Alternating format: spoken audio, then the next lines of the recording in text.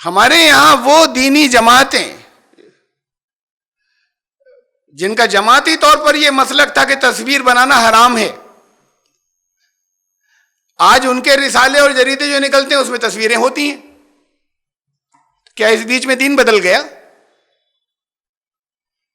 کہ 50 سال پہلے کا دین کچھ اور تھا اب دین بدل گیا ہے؟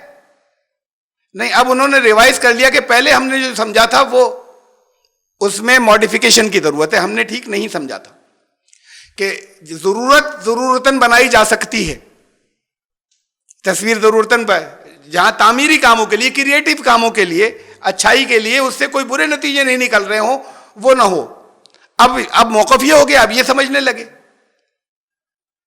پہلے جو لوگ اس سے متفق تھے وہ ہلکے ہلکے کر کے بڑی تعداد ان کی اب اس موقف پر آ گئی کہ نہیں، یہ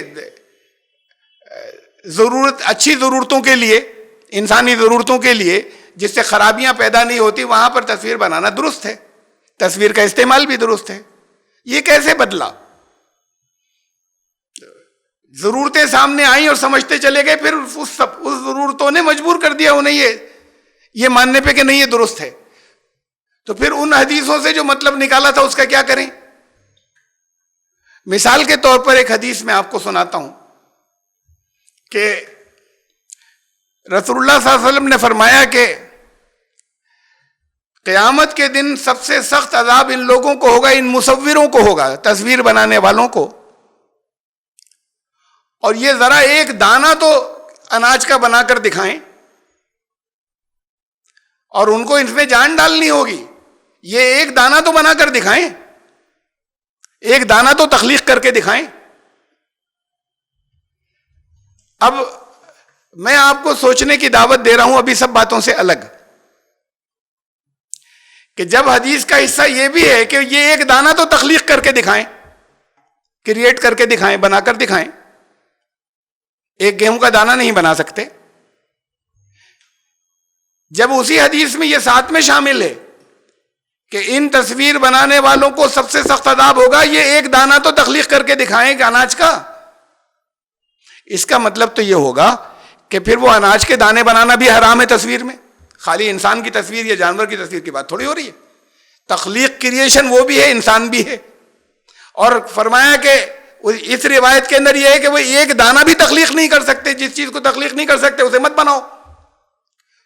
تو پھر گیہوں کے دانے بنانا بھی حرام ہے، پیڑ پودوں کی تصویریں بھی حرام ہو جائیں گی.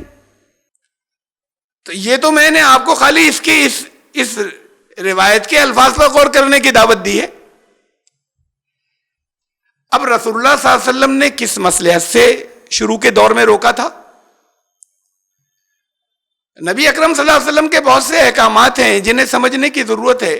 بعض وہ ہیں جو ہمیشہ کے لیے ہیں، کسی چیز سے روکا ہمیشہ کے لیے روکا گیا ہے، سب کو روکا گیا ہے. بعض وہ ہیں کہ جو کسی خاص دور کے لوگوں کو روکا، بات کو اجازت دے دی. بعض وہ ہیں کہ جو کسی خاص ماحول کے بارے میں بتایا یہ سچویشنز آئیں تو منع ہے ورنہ ٹھیک ہے. اس میں بڑی انڈرسٹینڈنگ کی ضرورت ہے کہ الگ الگ کرنے کی کہ ان میں سے، ان تین میں سے کون کون سی ہیں. یہ غلط ملت ہو گئی ہیں. اس لیے بعض مسائل وہ ہیں کہ جو پہلے لوگ بعض روایتوں، بعض حدیثوں کی بنیاد پر بعض چیزیں غلط حرام سمجھتے ہیں، بات کو پھر ضرورتیں آتی ہیں سامنے تو پھر وہ روایت نظر آتی ہیں انہیں جہاں پر جواز تھا یا اجازت تھی.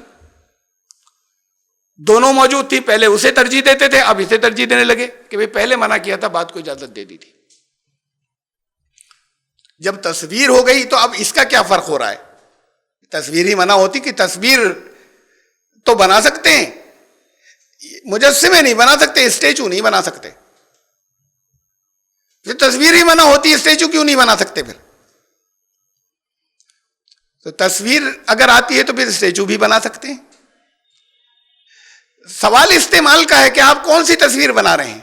وہ جس کی پوجائیں کی جائیں گی، وہ جن کے ساتھ میں شرک ملوث ہو جائے گا، وہ جس میں اوریانیت اور گندگی اور فحاشی آئے گی، حرام ہے، گناہ ہے.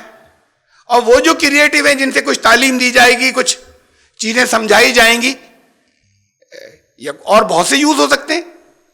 جسے استعمال کیا جائے گا آئیڈینٹیفیکیشن کے لیے، ایک دوسرے کو پہچاننے کے لیے، جسے استعمال کیا جائے گا سیکیورٹی کے لیے، بہت سی ضرورتیں جیسے میڈیکل سائنس کے لیے استعمال کیا جائے گا. وہ تصویریں خالی جائز ہی نہیں، ضرورت ہے انسان کی. ایسے ہی بعض جگہ وہ جسے اسٹیچو یا مجسمے کہیں، وہ بھی ہو سکتا ہے ضرورتیں ہوں بعض اسٹیجز کی، آج کے دنیا کی کم از کم. تو اس کے لیے پہلے سے گنجائش رکھی ہوئی. حضرت سلیمان کے دور میں کیوں تھے ہمیں نہیں معلوم، لیکن قرآن نے رکھا ہے یہ بات کہ وہ ان کے لیے، جنات ان کے لیے مجسمے بھی بناتے تھے.